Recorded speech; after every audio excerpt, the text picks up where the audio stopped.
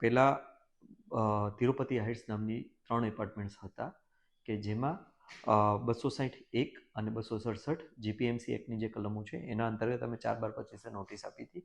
એ સમયે એમણે કામ બંધ કરી દીધું હતું. આપણે 261 અને 267માં કામગીરી મનાઈ હુકમ હોય છે અને જો તે બાદ પણ એ કામ ચાલુ રાખે તો આપણે એને ફરીથી સીલ કરતા હોઈએ છીએ. ત્યારબાદ 20/1/26ના રોજ ફરીથી મહાનગરપાલિકાની એપમાં ફરિયાદ આવી હતી. એ ફરિયાદના આધારે અમારા સર્વેયરોએ વિઝિટ કરી અને એ વિઝિટના આધારે એ 3 એપાર્ટમેન્ટોમાં કામ ચાલુ હોવાથી એમણે કોઈ પણ બાંધકામ પરવાનગી વગેરે ન લેવાના કારણે એ બાંધકામો અમે સીલ કરેલા છે. આગામી દિવસોમાં કઈ રીતે કામગીરી કરો સીલ એપાર્ટમેન્ટની કરવામાં આવશે ને આવા કેટલા એપાર્ટમેન્ટો હશે?